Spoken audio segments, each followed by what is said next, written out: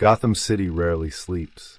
Even when the streets fall quiet, the city continues to breathe through its shadows, through the distant pulse of sirens and the low murmur of lives pressed against its endless concrete. It is a city built on pressure, a territory where order exists only as resistance, never as certainty. And above it, somewhere between the rooftops and the dark horizon, a figure watches. Not out of hope, but out of necessity. Bruce Wayne did not inherit Gotham as a home. He inherited it as a wound. Every night he steps into the same arena, an endless negotiation between fear and structure. Criminals believe they control the streets. Politicians believe they control the institutions. But Bruce Wayne understands something deeper. Gotham is not controlled by power alone. It is controlled by gravity. The gravity of trauma, corruption, and repetition. The city pulls everything downward unless something stronger resists the fall. Batman is that resistance. Not a hero in the romantic sense. More like a counterweight. A force that absorbs pressure, so the structure does not collapse entirely. He does not believe the system is pure. He believes the system must be held together long enough for something better to emerge. His methods are built from discipline. His mind operates like architecture, calculating load, stress, fracture points. He does not break. He contains. On the other side of the country, in a world that is no less unstable, but built on very different foundations, another figure carries a different kind of weight. Scott Summers never chose to become the face of a people. Yet history kept pushing him there. The world of mutants is not governed by shadows and crime families. It is governed by visibility. Every act becomes a public signal. Every conflict becomes a referendum on existence itself. Mutants do not fight for territory alone.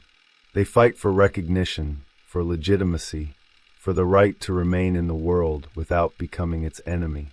And Scott Summers stands at the center of that tension. Not because he sought the spotlight. In truth, Scott Summers has always seemed uncomfortable with it. But leadership has a way of finding those who cannot abandon responsibility. From the moment his powers manifested, his life became structured by containment. The visor that shields his eyes is not a symbol of strength. It is a symbol of restraint. Without it, the world fractures. Literally, power flows through him constantly. Pressure that must always be managed, never fully released. Every movement must be deliberate. Every decision carries the weight of unintended consequences. In that sense, Scott Summers and Bruce Wayne share something that few characters in modern myth truly understand. They are both custodians of unstable systems. Neither one exists in a world where victory ends the conflict. Their victories only maintain temporary equilibrium. Gotham remains dangerous. Mutants remain feared. The battlefield resets itself after every success. But the similarities begin to diverge the moment one looks closer. Bruce Wayne built his identity around isolation. His strength emerges from control, from the ability to compartmentalize pain and transform it into structure. Gotham may be chaotic, but Batman is never uncertain about his role within it.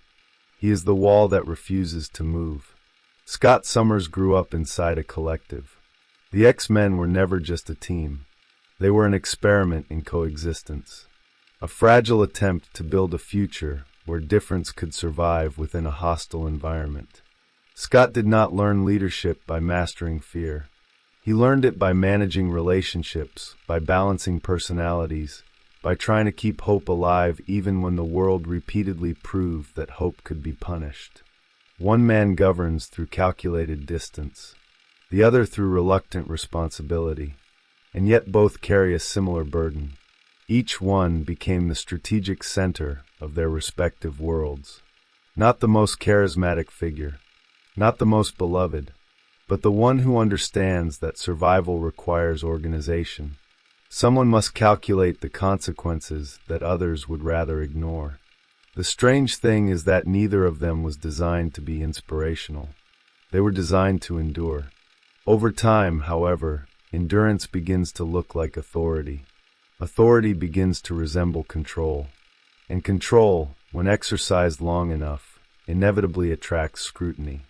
Batman has been called obsessive, paranoid, authoritarian, the man who prepares contingency plans even for his closest allies, the one who assumes that everyone eventually might become a threat. Scott Summers has been called something different, though the accusation carries a similar tone. Rigid, dogmatic, the soldier who follows the mission even when the mission begins to consume the people it was meant to protect. These criticisms do not emerge from nowhere. They arise because both figures operate inside systems that reward certainty. In unstable worlds, hesitation can be fatal. Leaders who hesitate are replaced by leaders who act. Over time, this pressure reshapes identity. Bruce Wayne becomes Batman not simply because he chooses to fight crime, but because the structure of Gotham slowly demands that someone embody control at all costs. Scott Summers becomes Cyclops not merely because he commands the X-Men, but because the survival of mutant kind eventually requires someone willing to make impossible decisions. The arena narrows, the pressure increases, and the individuals at the center begin to change. If these two figures were ever placed within the same symbolic territory, the comparison would not begin with their powers or costumes. It would begin with their philosophies of responsibility. Batman believes survival comes from preparation. Cyclops believes survival comes from coordination. Batman trusts systems only when he built them himself. Cyclops believes systems must be shared, even when they fracture. Batman assumes failure and plans for it. Cyclops assumes the future must still be built. These are not merely personality differences. They are two different models of leadership operating under constant stress. And yet each model contains a blind spot. Bruce Wayne can build walls strong enough to contain chaos, but walls also isolate the person inside them. The longer he maintains control, the more difficult it becomes to trust anyone else with the structure he built. Scott Summers can hold a community together through discipline and loyalty, but loyalty itself can become fragile when leaders are forced to make decisions that betray the ideals they once defended. Control versus trust, isolation versus coordination, fear versus responsibility. These tensions do not simply define Batman and Cyclops as characters. They define the worlds that produce them. Gotham is a city that expects betrayal. Its hero must anticipate it. The mutant world is a society that fears extinction. Its leader must prevent it. In both cases, leadership becomes less about victory and more about managing collapse.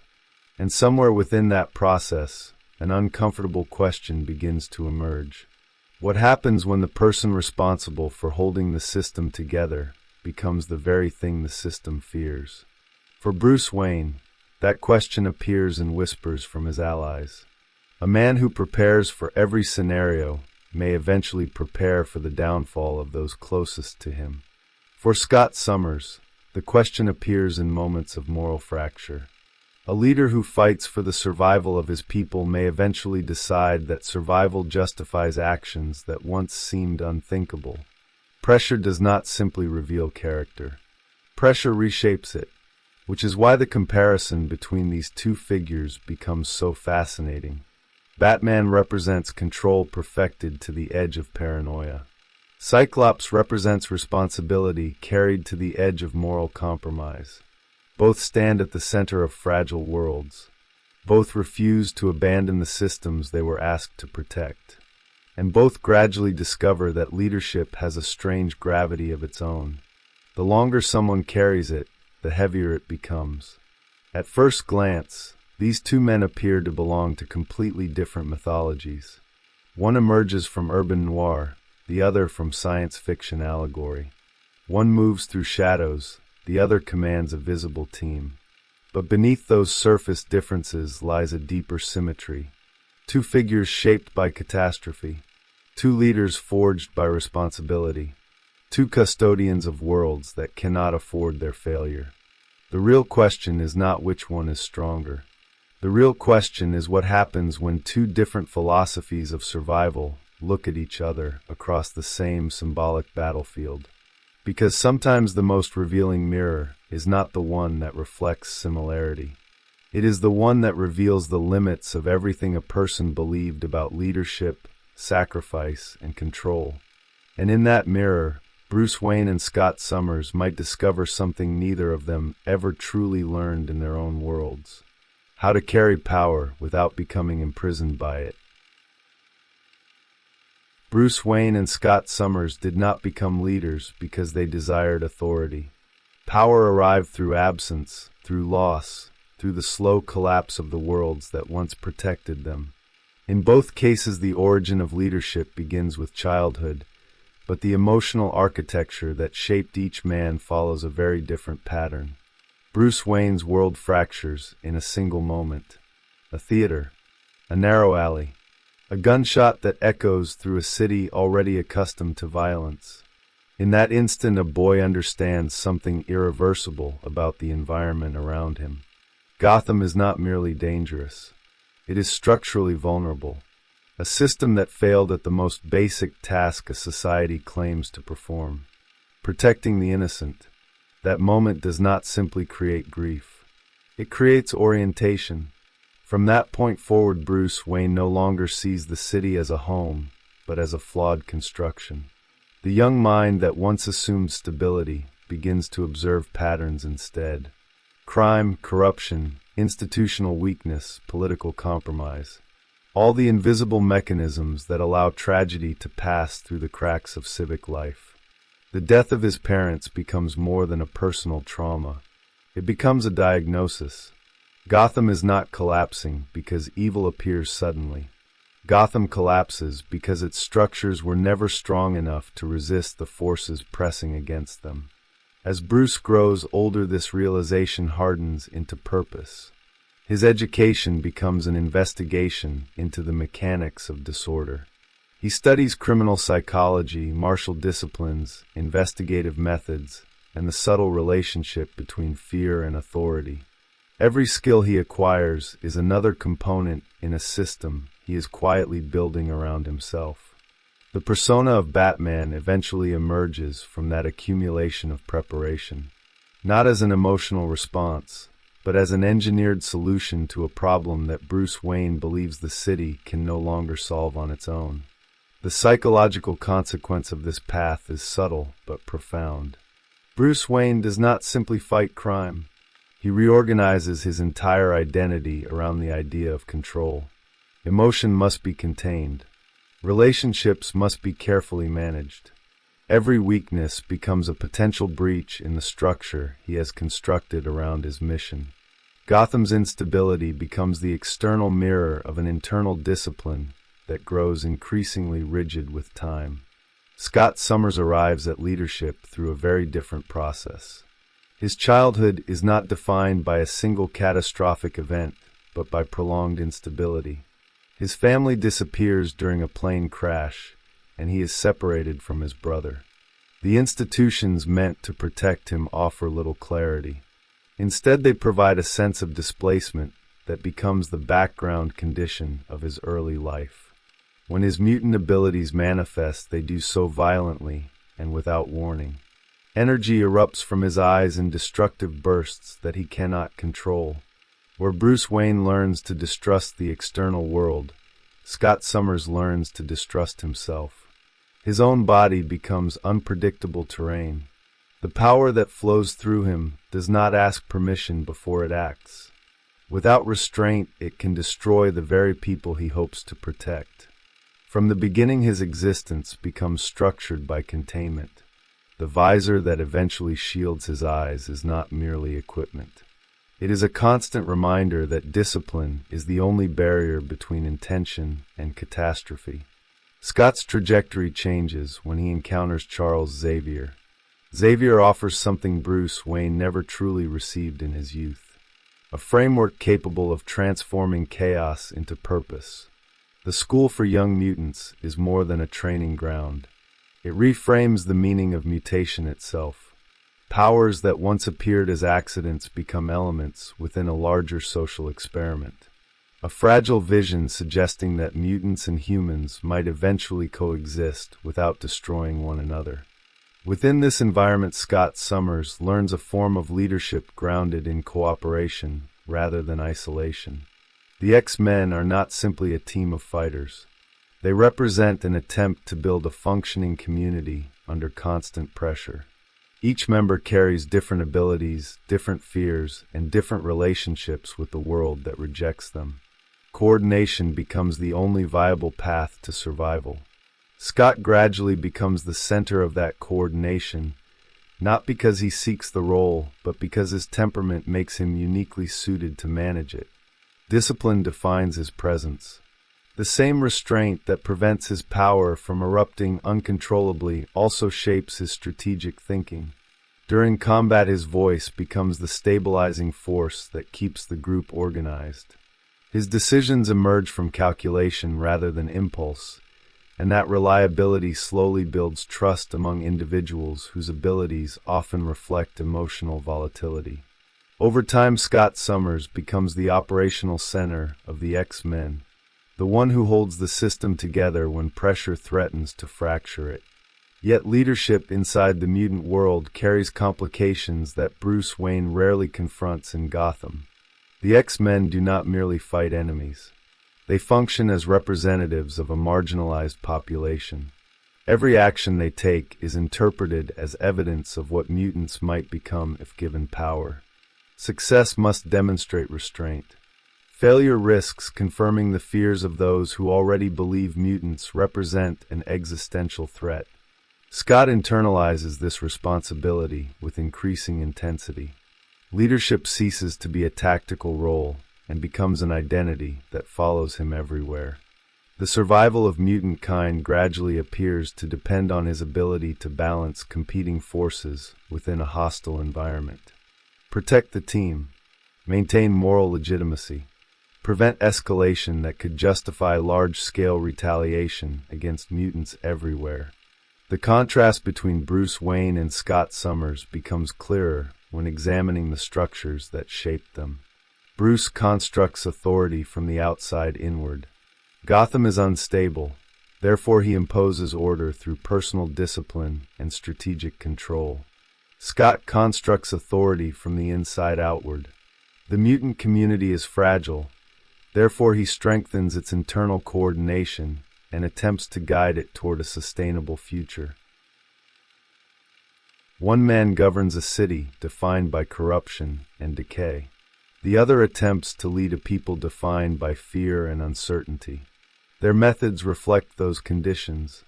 Batman develops a worldview that assumes betrayal as a constant possibility.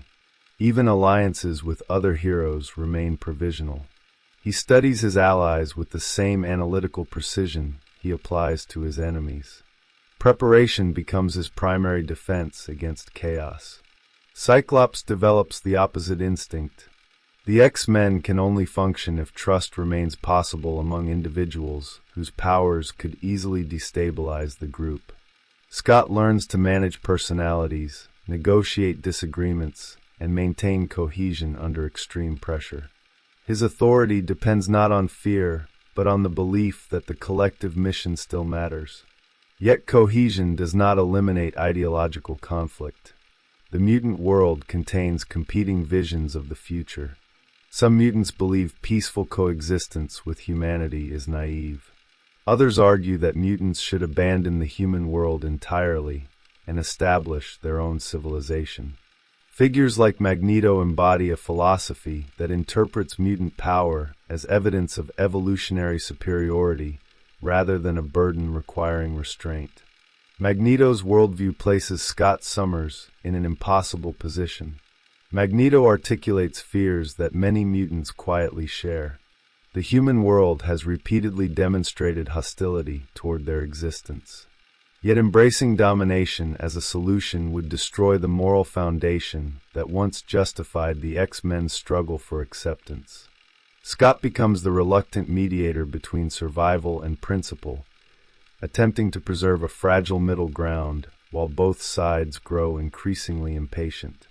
Bruce Wayne rarely faces ideological rivals who claim to represent Gotham's future.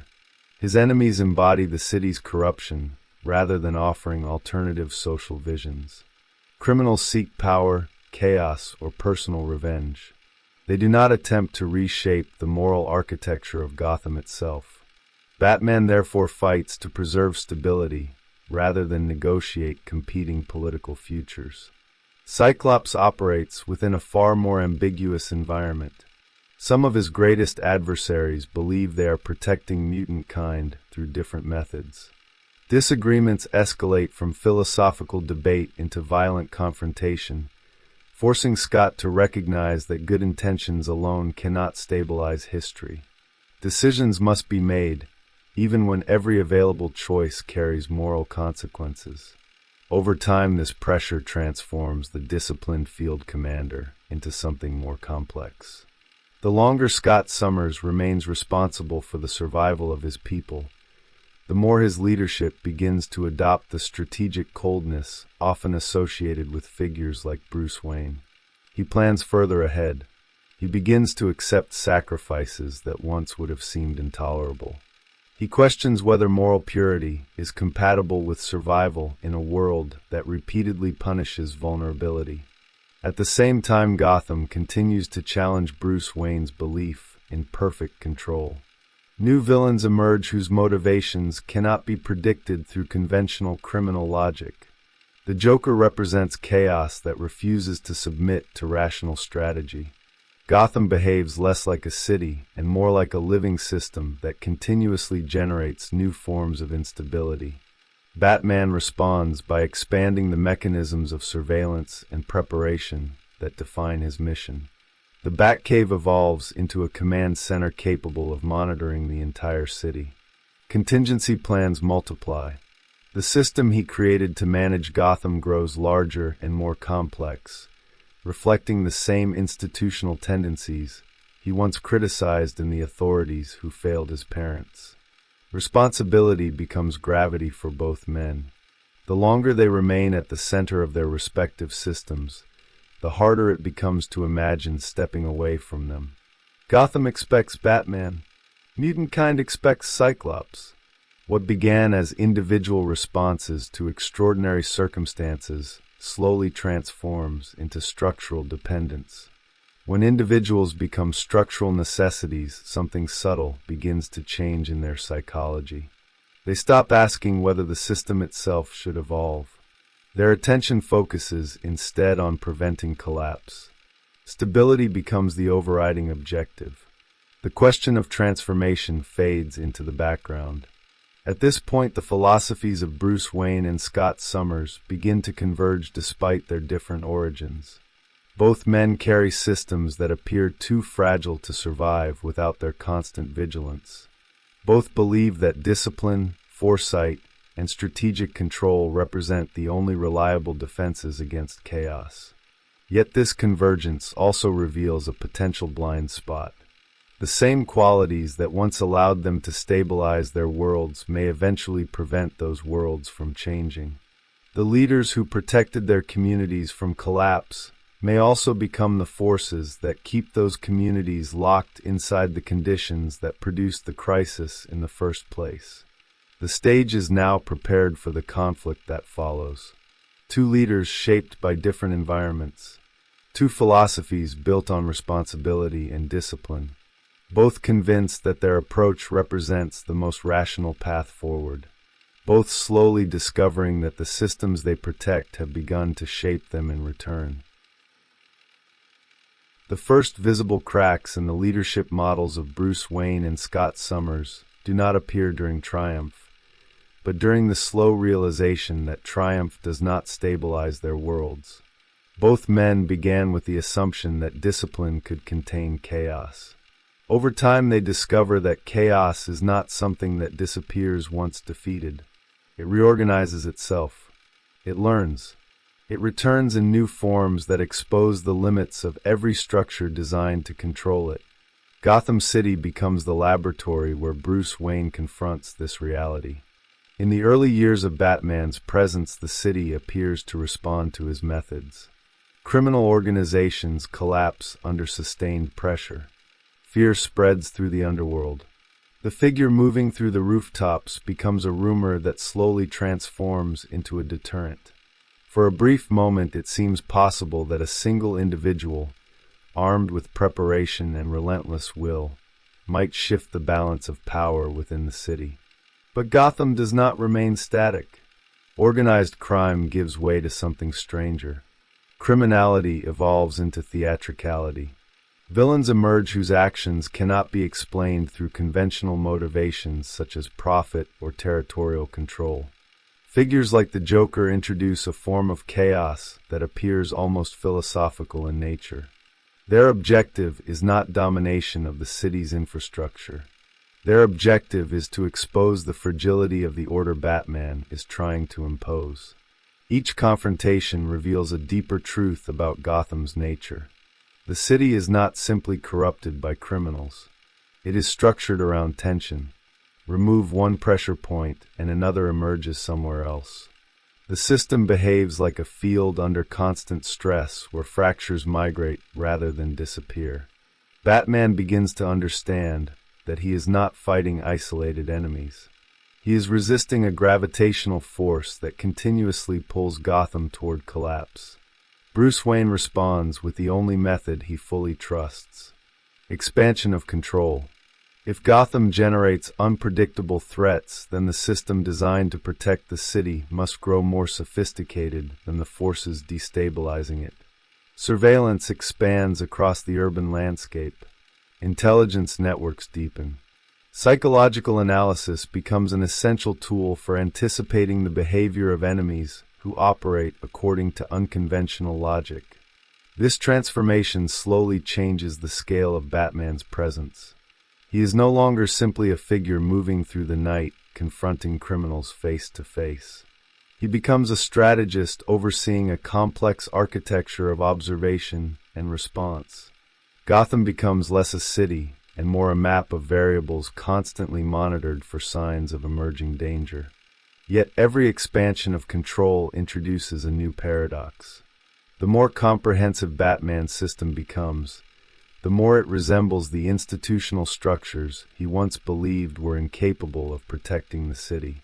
The difference is that Bruce Wayne operates outside public accountability. His authority emerges from competence and fear rather than democratic legitimacy. Gotham accepts the arrangement because it produces results. Criminals retreat because resistance appears futile. Still, an unspoken question begins to hover over the system he has created. If the city's stability depends on a single individual maintaining constant vigilance, what happens when that individual becomes the most powerful force within the system itself? The guardian of the city slowly becomes its central axis of control. This question becomes impossible to ignore when Bruce Wayne expands his perspective beyond Gotham. Encounters with other heroes reveal a world where individuals possess powers capable of reshaping entire cities within seconds. The scale of potential destruction far exceeds anything Batman has faced in Gotham's streets. A new variable enters his calculations. Power without accountability represents the greatest structural risk imaginable. Bruce Wayne's response follows the same logic that shaped Batman's creation. Preparation must extend to every possible scenario.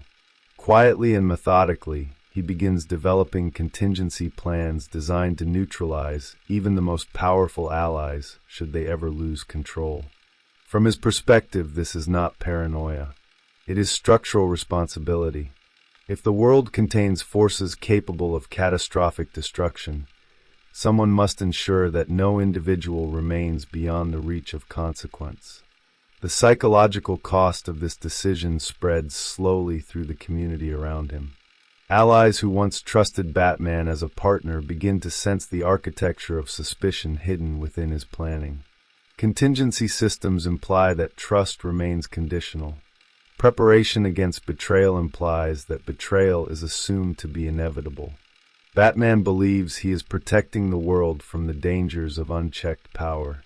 Others begin to wonder whether the architecture of control he has constructed leaves any space for genuine trust at all. While Bruce Wayne's world moves toward deeper systems of containment, Scott Summers faces a different transformation within the mutant community. The early years of the X-Men revolve around a fragile optimism. Charles Xavier's vision proposes that coexistence between mutants and humanity can emerge through patience and demonstration of responsibility. The team's missions reflect that philosophy. They intervene during crises, prevent disasters, and attempt to show the world that extraordinary power can operate within moral limits. Scott Summers becomes the operational center of this approach. His discipline and clarity under pressure make him the ideal figure to coordinate individuals whose powers often mirror emotional intensity. Cyclops represents reliability in a world that fears unpredictability. When he speaks during combat, the others follow because they trust that his judgment emerges from careful calculation rather than impulse. For a time, this strategy appears to work. The X-Men develop a reputation as protectors rather than threats. Their actions create moments where fear gives way to cautious respect. Yet beneath this surface, a deeper tension continues to grow. The number of mutants increases. Public anxiety expands in response. Political institutions begin exploring mechanisms designed to monitor, regulate, and eventually contain the mutant population. Scott Summers watches these developments with increasing unease. The language used by governments echoes a familiar logic. Extraordinary power represents risk. Risk must be managed before it produces catastrophe. In isolation, the argument appears rational. In practice, it transforms mutants into permanent objects of suspicion. The existence of power becomes justification for surveillance and restriction. The emergence of Sentinel programs and anti-mutant legislation forces Scott to confront a reality that Xavier's philosophy struggled to address. Responsibility alone does not eliminate fear. Sometimes responsible behavior merely reveals new opportunities for those who already wish to impose control. The X-Men may act as heroes, but political structures continue preparing for the possibility that mutants will eventually require containment. This realization produces the first deep fracture in Scott Summers' worldview. He still believes that coexistence represents the most ethical future, yet he begins to question whether patience alone can secure that outcome. The survival of mutant kind may require preparation, not only for external threats, but also for systemic hostility embedded within the institutions governing human society. Leadership begins to shift in response to this pressure. Cyclops expands the strategic horizon of the X-Men. Training becomes more rigorous. Coordination between mutant communities grows stronger. Missions extend beyond reactive defense toward proactive protection of mutants facing persecution across the world. Scott Summers gradually evolves from field commander into architect of a broader strategy for collective survival. The transformation mirrors Bruce Wayne's expansion of control, though it moves in the opposite direction. Batman builds systems designed to contain power before it becomes dangerous. Cyclops builds networks designed to ensure that power cannot be erased by fear. Each leader responds rationally to the environment surrounding them. Each response also introduces new tensions into the structures they are trying to stabilize. Bruce Wayne's architecture of control begins isolating him from the very allies he hopes to protect. Scott Summers' architecture of collective strength begins forcing him into decisions that blur the boundary between defense and resistance. The longer these systems evolve, the more both leaders discover that responsibility rarely produces clean moral territory. Their worlds continue to change around them. The scale of conflict expands. The expectations placed upon their leadership grow heavier. What began as disciplined responses to crisis gradually transforms into permanent systems that depend on their constant vigilance. The arena widens, the pressure deepens, and both men move closer to the moment when their philosophies will confront the limits that once remained hidden inside their methods. The next stage of transformation in the lives of Bruce Wayne and Scott Summers emerges when leadership ceases to be reactive and becomes generative. Until this point, both men have responded to instability that already existed in their worlds. Gotham produced criminals and Batman intervened. The mutant condition produced fear and Cyclops organized protection. But over time their actions begin to reshape the environments around them in ways neither man originally intended. In Gotham, the figure of Batman becomes more than a deterrent. It becomes a catalyst. The city's criminal ecosystem adapts to the presence of a symbol that operates outside conventional law. Organized crime once relied on predictable hierarchies, corruption within the police, and the slow rhythms of profit and territory. Batman disrupts that equilibrium. His unpredictability fractures the established order. Smaller groups replace larger empires. Criminal ambition becomes theatrical because spectacle attracts attention in a city now defined by spectacle itself. Gotham begins to produce enemies who are not merely criminals, but reflections of the psychological battlefield Batman has created. The Joker embodies chaos responding to control. Two-Face represents moral fracture exposed by the pressure of justice. The Riddler turns intelligence into performance, treating Gotham like a stage where puzzles replace conventional crime. Each villain evolves within the symbolic gravity created by Batman's existence. Bruce Wayne recognizes this phenomenon but cannot retreat from it. The city now revolves around the tension between order and disruption that Batman represents. Removing himself from that structure would not restore the previous equilibrium. It would create a vacuum in which the forces he once contained might expand without resistance. Gotham has reorganized itself around the presence of its dark guardian.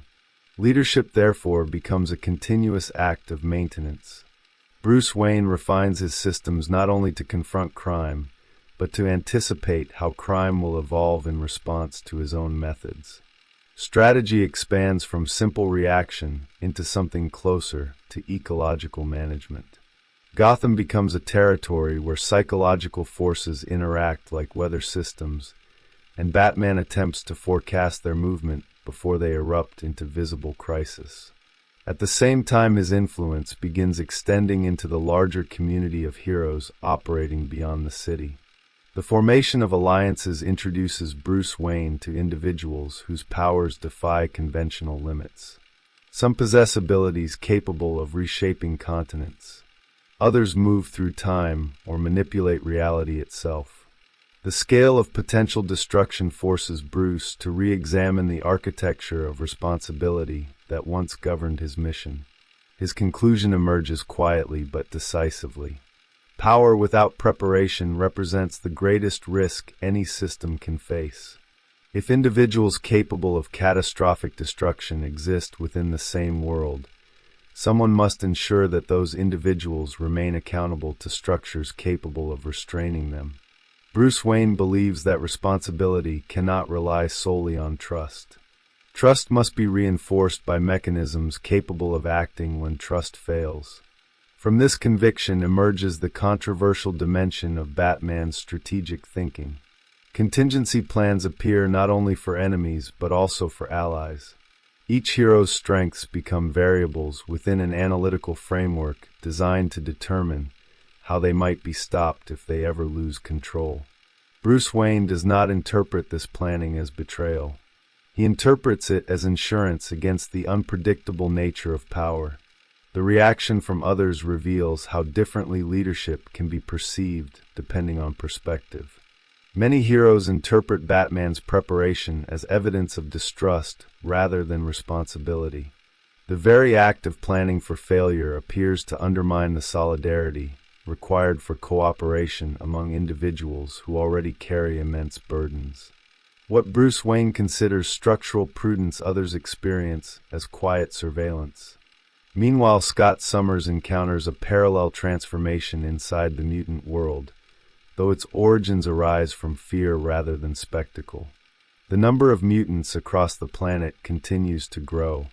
Every new manifestation of power intensifies the anxiety of human societies that already struggle to adapt to rapid change.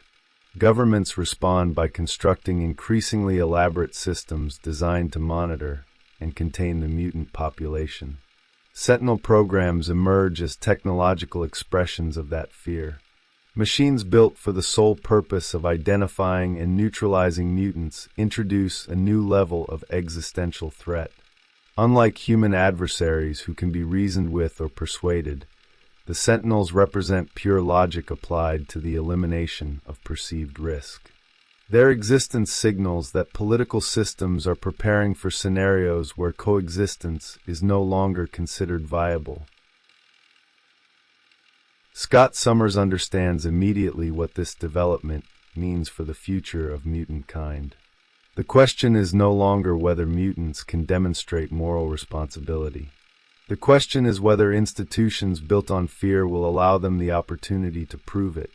Xavier's philosophy of patient coexistence begins to feel dangerously fragile in a world that is constructing automated systems for mutant containment.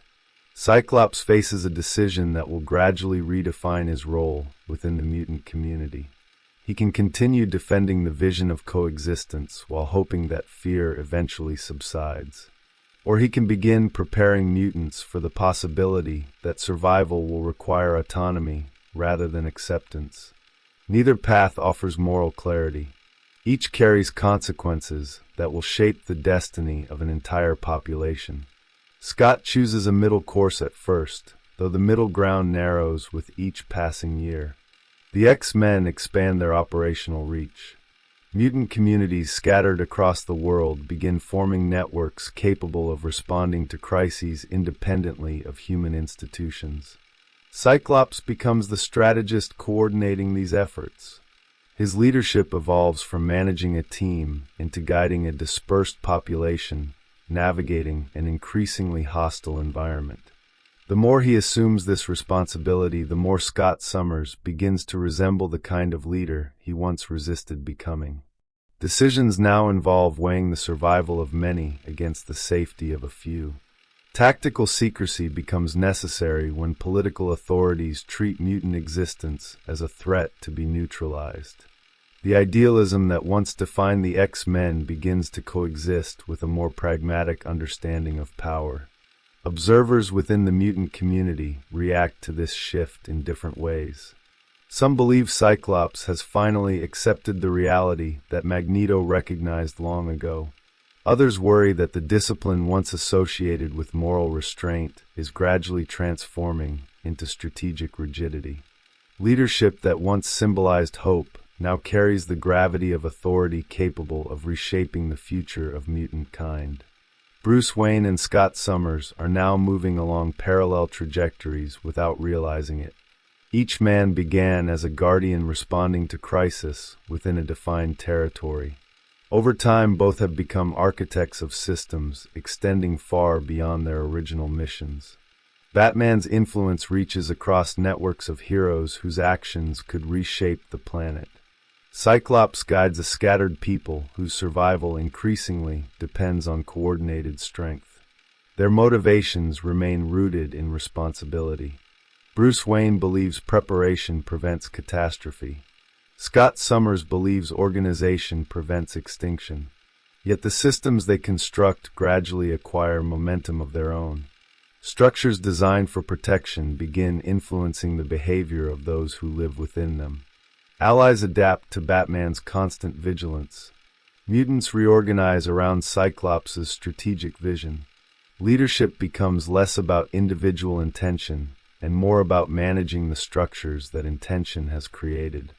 Both men now stand inside architectures of power that require continuous adjustment to remain stable. Every decision carries implications that extend far beyond immediate outcomes. The tension grows steadily. Gotham remains unstable despite Batman's relentless control. Human fear continues intensifying despite Cyclops' efforts to demonstrate restraint. The systems both men constructed to manage crisis now confront forces larger than any individual strategy can fully contain. In this environment, the next phase of conflict becomes inevitable. Leadership forged in discipline must confront situations where discipline alone cannot preserve the future it was meant to protect. The final stage of transformation for Bruce Wayne and Scott Summers begins when leadership moves beyond strategy and enters the territory of irreversible decisions. Until this point, both men have attempted to stabilize unstable worlds through preparation and coordination. The systems they built allowed them to manage conflict without abandoning the principles that originally guided their actions. But history rarely remains patient with systems designed for balance. Eventually, circumstances force leaders to decide whether stability itself is worth preserving if the cost becomes too high. In Gotham, the pressure builds slowly through a pattern Bruce Wayne has observed many times before. Every victory produces temporary calm followed by new escalation. Criminals adapt. Institutions shift. Political forces attempt to regulate the influence of masked figures operating beyond legal authority. The city moves through cycles where fear, violence, and reaction continuously reinforce one another.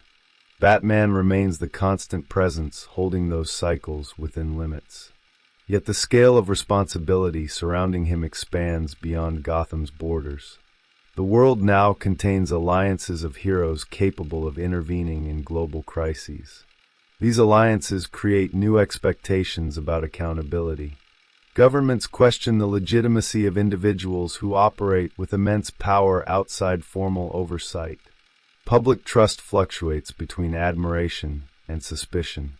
Bruce Wayne's response reflects the same instinct that shaped Batman's earliest years.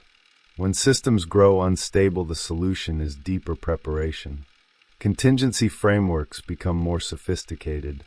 Strategic planning extends across multiple scenarios involving heroes who could become catastrophic threats if circumstances ever changed.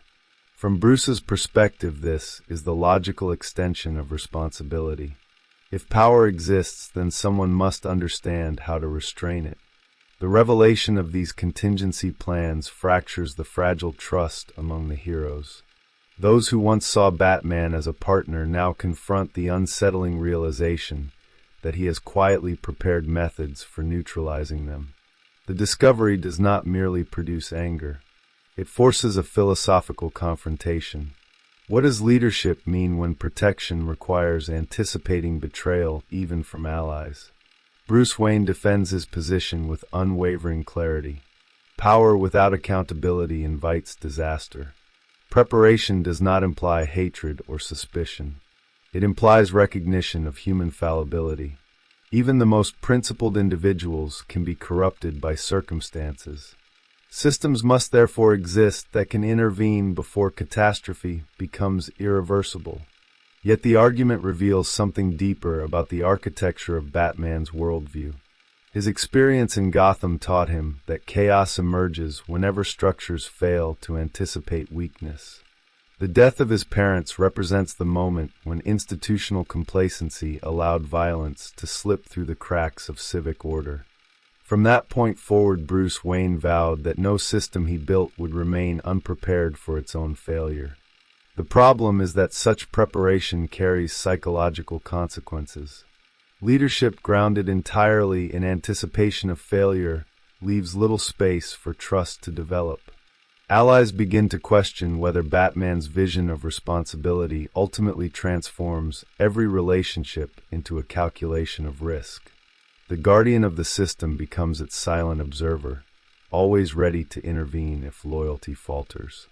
While Bruce Wayne confronts the consequences of control within the community of heroes, Scott Summers faces a different crisis within the mutant world. The pressures that once threatened mutant survival have intensified into open conflict. Governments expand programs designed to monitor and neutralize mutants. Public fear hardens into policy. The possibility that mutants might eventually replace humanity becomes a narrative repeated often enough to shape political action. Cyclops watches as the framework of coexistence begins collapsing under this pressure. Xavier's vision assumed that patience and moral example could gradually reshape human perception. But the emergence of technologies designed specifically to hunt mutants signals that fear is now institutionalized. Survival cannot rely solely on demonstrating restraint to a world preparing for preemptive containment. Scott Summers reaches a moment where leadership requires redefining the terms of the struggle itself. Mutants cannot remain scattered individuals attempting to integrate quietly into societies that increasingly perceive them as existential threats.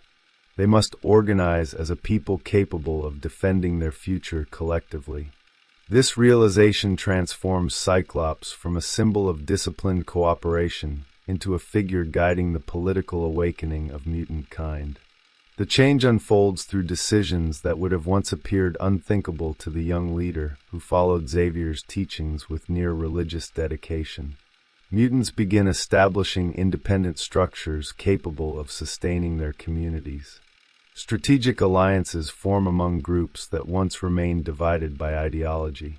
Cyclops accepts that the survival of his people may require actions that blur the boundary between defense and resistance. Observers interpret this transformation in radically different ways. Some mutants believe Scott Summers has finally accepted the reality that coexistence was always a fragile illusion. Others fear that leadership driven by survival may eventually replicate the authoritarian structures mutants once resisted.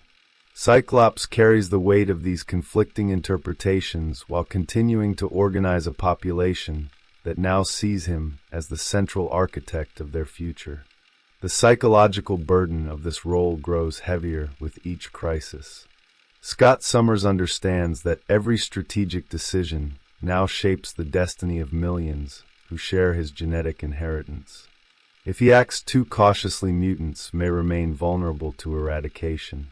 If he acts too aggressively, he risks validating the fears that fueled persecution in the first place. Leadership becomes an exercise in navigating the narrow corridor between extinction and domination. Bruce Wayne and Scott Summers have now reached similar positions within different worlds. Both began as disciplined figures responding to instability within defined territories. Over time, their responsibilities expanded until they became architects of systems designed to protect entire populations. Batman monitors the balance of power among heroes whose actions could reshape the planet. Cyclops organizes a people struggling to secure their place within a hostile civilization. The structures they built reflect the environments that produced them. Batman's architecture prioritizes containment. Cyclops' architecture prioritizes cohesion. Yet both systems reveal the same underlying tension.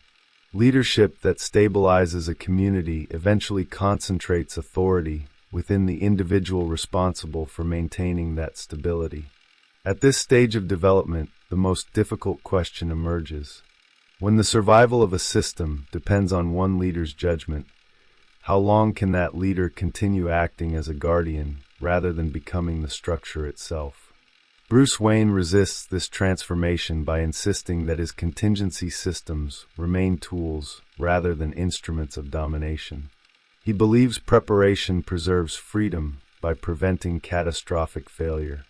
Scott Summers resists the same transformation by emphasizing that mutant unity must serve survival rather than conquest. He believes coordination preserves dignity by ensuring that mutants remain agents of their own future. Both men attempt to hold their systems within moral boundaries, even as pressure continues to intensify around them. Yet the environments surrounding them grow less forgiving with each passing year. Gotham remains a city where chaos constantly regenerates. The mutant world remains a battlefield where fear shapes political reality. The guardians of these unstable systems now confront the same truth. Discipline created their authority. Responsibility expanded their influence. But the structures they built have begun shaping them in return. Leadership forged in response to crisis has evolved into something heavier and more permanent. What began as a mission has become gravity. Once the trajectories of Bruce Wayne and Scott Summers reach this stage, their stories stop functioning merely as narratives about individuals confronting danger. They begin to operate as cultural diagrams. The characters become symbolic territories where societies rehearse anxieties about authority, responsibility, fear, and the fragile relationship between power and legitimacy. The conflicts surrounding Batman and Cyclops reveal something about the environments that produced them, but they also reveal something about the audiences who continue returning to these figures decade after decade. Batman emerges from a cultural imagination shaped by distrust of institutions. Gotham represents the urban landscape where corruption infiltrates the structures that were supposed to guarantee safety. Police departments become compromised. Political leadership bends under pressure from wealth and organized crime. In this environment, the appearance of a masked guardian does not represent a rejection of the system, so much as an attempt to repair it from the outside. Bruce Wayne therefore occupies a symbolic position that resonates strongly with societies wrestling with institutional decay. He represents the fantasy that competence and discipline might restore stability where bureaucratic systems have failed. The public imagination projects onto Batman the hope that a single individual, guided by clarity and moral conviction, could act decisively where official authorities hesitate. Yet that same fantasy contains a shadow. The figure who repairs the system from outside its rules also exists outside its accountability. Batman's authority depends on effectiveness rather than legitimacy. The more competent he becomes, the more difficult it becomes to question his influence. Cultural fascination with Batman therefore reflects a tension within modern societies themselves. People admire decisive guardianship while simultaneously fearing the concentration of power that guardianship requires. The cultural presence of Scott Summers emerges from a different historical pressure. The mutant metaphor that surrounds the X-Men transforms the narrative into a reflection on minority identity within societies structured by fear of difference. Mutants do not simply possess extraordinary abilities. They embody visible otherness that provokes suspicion, exclusion, and attempts at control. Their existence mirrors the historical experiences of communities that were forced to organize collectively in response to systemic hostility. Cyclops becomes the symbolic figure responsible for guiding that collective response. His leadership resonates with audiences because it reflects a dilemma familiar to many social movements. Should marginalized communities pursue gradual integration within hostile systems, or should they construct independent structures capable of defending their autonomy? Scott Summers carries this question within every strategic decision he makes. The cultural debates surrounding Cyclops often mirror political conversations occurring outside fiction. Some readers interpret his increasing militancy as evidence that oppressed communities eventually reach a point where survival demands stronger forms of resistance. Others worry that resistance shaped by fear can reproduce the same authoritarian structures it originally opposed. The character therefore becomes a symbolic arena where competing visions of justice confront one another. Batman and Cyclops reveal two distinct responses to instability within the social imagination. Batman represents the individual who attempts to restore order within a collapsing structure. Cyclops represents the leader who organizes a community when the structure itself refuses to recognize their legitimacy. One protects a city that has lost faith in its institutions. The other protects a people whose existence has never been fully accepted by those institutions. These symbolic roles extend beyond the narratives themselves and influence how audiences interpret power in the real world. Batman's method of preparation and surveillance reflects modern anxieties about security and control. His insistence that power must always be restrained echoes the language of political systems that justify oversight in the name of safety. Readers who admire Batman often emphasize the necessity of vigilance in a world where threats evolve rapidly. Cyclops embodies a different cultural instinct. His story explores the psychology of collective survival. Mutants organize not because they desire domination, but because fragmentation invites vulnerability. The emphasis on unity, coordination, and shared destiny mirrors the strategies historically adopted by marginalized groups confronting systemic exclusion. Cyclops becomes the disciplined center around which a fragile community learns how to defend its existence. Both figures therefore function as mirrors reflecting cultural tensions around authority. Batman asks whether stability requires the concentration of power in capable hands. Cyclops asks whether justice requires solidarity strong enough to challenge systems built on fear. These questions rarely produce comfortable answers. Instead, they generate ongoing debate among readers who project their own assumptions about power onto the characters they follow. The symbolic environment surrounding Batman intensifies this debate through the architecture of Gotham itself. The city operates like a stage where moral tension becomes visible through physical space. Skyscrapers loom over narrow alleys. Wealth exists beside extreme poverty. Political authority appears distant from the daily realities of violence that unfold in the streets. Gotham represents the idea that social structures can become so compromised that only extraordinary intervention seems capable of preserving order. Batman moves through this environment like a living counterweight. His presence alters the gravitational field of the city. Criminal behavior adapts to his existence. Citizens interpret his actions as evidence that justice still survives somewhere beyond the reach of corruption. Yet his presence also amplifies the theatrical nature of Gotham's conflicts. Villains emerge who treat the city as an arena where symbolic battles between chaos and control unfold under constant public attention. The mutant world surrounding Cyclops operates according to a different symbolic geography. Instead of a single city, the narrative unfolds across multiple territories where mutants attempt to build spaces of safety within societies that fear their existence. Schools, hidden communities, and eventually entire mutant nations emerge as attempts to establish ground where identity can survive without constant threat. These spaces become laboratories for exploring the dynamics of belonging. Mutants carry extraordinary abilities that could easily destabilize any environment they inhabit. Their communities must therefore balance freedom with discipline, individuality with collective responsibility. Cyclops stands at the center of these experiments, attempting to maintain cohesion while the outside world continues projecting its fears onto mutant existence. The cultural significance of this struggle becomes especially visible when readers debate the morality of Cyclops' decisions. Some interpret his strategic rigidity as necessary realism in the face of relentless hostility. Others see it as the beginning of a transformation where survival begins overshadowing the ethical principles that once defined the X-Men. These debates reveal how deeply the character functions as a symbolic vessel for conversations about power, resistance, and moral compromise. Batman generates similar cultural arguments.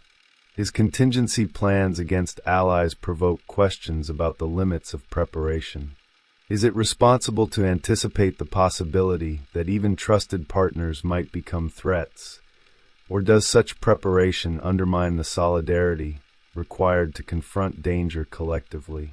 The cultural fascination with these dilemmas reflects broader societal anxieties about surveillance, authority, and the fragile boundary between protection and control. Both characters therefore operate as mythic figures within modern storytelling. Not myths in the ancient sense of divine beings shaping the cosmos, but myths that help societies process internal contradictions. Batman represents the tension between order and autonomy. Cyclops represents the tension between identity and survival. Their stories transform abstract political questions into human dramas that audiences can explore through narrative. The enduring popularity of these characters demonstrates how effectively they capture these tensions. Readers return to Batman because the question of how to restore order within failing systems never fully disappears from cultural consciousness. Readers return to Cyclops because the question of how marginalized communities secure their future remains unresolved across generations. In this sense, their narratives extend far beyond the pages where they originally appeared. They become symbolic echoes that circulate through the wider imagination.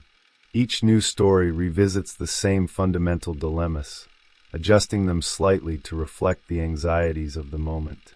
Batman's control becomes more technologically sophisticated. Cyclops' leadership becomes more politically complex. Yet the underlying structures remain recognizable. One man stands in a city that fears collapse. Another stands before a people that fear extinction.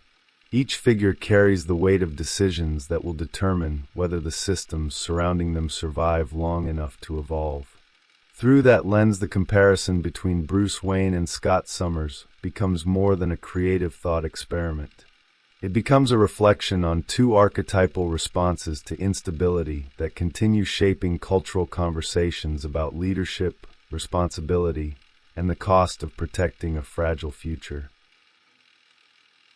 In the end, the significance of Bruce Wayne and Scott Summers does not reside in whether their strategies succeed. It resides in the structural roles they come to occupy inside their respective mythologies. Both men begin as responses to crisis. Both eventually become institutions within the systems they were trying to stabilize. The most enduring legacy of their stories lies in how these institutions continue shaping the worlds around them long after their original motivations have faded into background memory. Batman remains inseparable from Gotham because the city has reorganized itself around the tension he embodies. The criminals who rise within its streets measure themselves against the shadow he casts across the skyline. Citizens interpret his presence as a sign that order still exists somewhere above the chaos that governs daily life. Law enforcement operates within the psychological space created by the knowledge that Batman may intervene when the system fails. Over time, this presence becomes less about the individual man beneath the mask and more about the structure he represents. Gotham does not merely host Batman. Gotham expects Batman. The city behaves as though its equilibrium depends on the continued existence of a figure capable of confronting forces that ordinary institutions cannot contain. The individual who once chose to become a guardian slowly transforms into the symbol that holds the entire narrative architecture together. Bruce Wayne understands this transformation, even if he rarely speaks about it directly. The discipline that created Batman was originally intended to correct the failure that led to his parents' deaths. Yet decades of conflict reveal a more complicated reality. Gotham's instability cannot be permanently repaired by any single individual. The city produces new fractures as quickly as old ones are sealed. The Guardian therefore remains locked in a cycle where maintenance replaces resolution. This realization does not diminish Batman's importance. It redefines it. The purpose of his presence shifts from solving Gotham's problems to preventing them from reaching catastrophic scale. He becomes the wall against which chaos repeatedly breaks without ever fully disappearing. The myth of Batman therefore endures because it reflects a truth about systems under constant pressure. Stability often requires continuous resistance rather than final victory. Scott Summers inherits a similar position within the mutant world, though the form it takes differs in crucial ways. Mutant kind evolves from scattered individuals into a self-aware population that increasingly views its survival as a shared responsibility. The process unfolds across decades of conflict, negotiation, and transformation. Cyclops stands at the center of that evolution, not because he sought political authority, but because history repeatedly forced him into positions where decisive action became unavoidable. Mutant communities eventually begin defining themselves through structures that reflect Scott's influence. Training programs expand. Strategic alliances grow more sophisticated. Entire territories emerge where mutants attempt to build environments capable of sustaining their identity without constant fear of external persecution. These developments transform Cyclops from the disciplined commander of a single team into the symbolic architect of a collective future. Yet the legacy of that transformation remains deeply contested. Some mutants interpret Scott Summers as the leader who finally accepted the necessity of strength in a hostile world. They view his willingness to organize resistance as the moment when mutant kind stopped apologizing for its existence. Others continue to question whether survival strategies built under extreme pressure risk reproducing the very systems of control mutants once struggled to escape. Cyclops carries the weight of this debate as part of his historical role. Leadership within communities defined by fear rarely produces unanimous approval. Every decision becomes a signal interpreted through competing visions of what justice should look like. The leader who stabilizes the community must also absorb the moral consequences of the choices required to achieve that stability. Bruce Wayne and Scott Summers therefore arrive at similar conclusions from opposite directions. Both discover that leadership eventually transforms into stewardship of systems larger than the individuals who created them. Batman protects Gotham even as the city continues generating new threats. Cyclops guides mutant kind even as the definition of what mutants should become continues evolving beyond any single vision. The question that remains after decades of storytelling is not whether these leaders were right or wrong. The question is what their existence reveals about the relationship between responsibility and power. Bruce Wayne demonstrates how preparation can preserve order while gradually isolating the individual responsible for maintaining it. Scott Summers demonstrates how collective survival can require discipline strong enough to withstand the moral uncertainty of resistance. Their legacies therefore operate as mirrors reflecting different fears embedded within modern myth. Batman reflects the anxiety that chaos may overwhelm institutions unless someone stands ready to enforce stability from the shadows. Cyclops reflects the fear that communities defined by difference may disappear unless they learn to organize their strength in ways the world cannot ignore. Both myths continue resonating because neither tension has disappeared from contemporary society. Cities still struggle with systems that fail to protect the vulnerable. Communities still confront environments where identity itself becomes a source of conflict. In these conditions, the symbolic figures who once emerged from comic book pages begin to resemble archetypes that help audiences process real questions about authority and survival. The comparison between Bruce Wayne and Scott Summers therefore produces an unexpected insight. Each man embodies a philosophy that the other lacks. Batman represents discipline refined into near-perfect control, but that control risks hardening into isolation. Cyclops represents coordination shaped by shared purpose, but that purpose risks transforming into rigid ideology when survival becomes uncertain. If their worlds were ever allowed to intersect, the lesson each might draw from the other would emerge from those differences. Bruce Wayne might recognize that systems cannot endure indefinitely when built on suspicion alone. Even the strongest architecture requires trust among those who inhabit it. Scott Summers might recognize that unity without careful restraint can drift toward the same structures of domination that once threatened mutant survival. In that sense, the most powerful aspect of their comparison lies not in their similarities, but in the blind spots revealed by placing their philosophies side by side. Each man solved the crisis that shaped his life by committing himself completely to a particular vision of responsibility. Each vision succeeded in stabilizing a fragile world. Each also produced new tensions that the original framework could not fully resolve. Their stories therefore end not with closure, but with permanence. Gotham continues producing chaos that demands Batman's vigilance. Mutantkind continues navigating a world where Cyclops' legacy shapes how future leaders interpret survival. The conflicts that created these figures remain embedded in the environments that surround them. The myths persist because the questions persist. How much control is necessary to prevent collapse? How much unity is required to preserve identity? Where does responsibility end and authority begin? Bruce Wayne and Scott Summers stand at the center of those questions like two pillars holding up different sides of the same structure. Neither pillar resolves the tension. Both reveal how difficult it is to carry power without eventually becoming part of the system that power was meant to protect.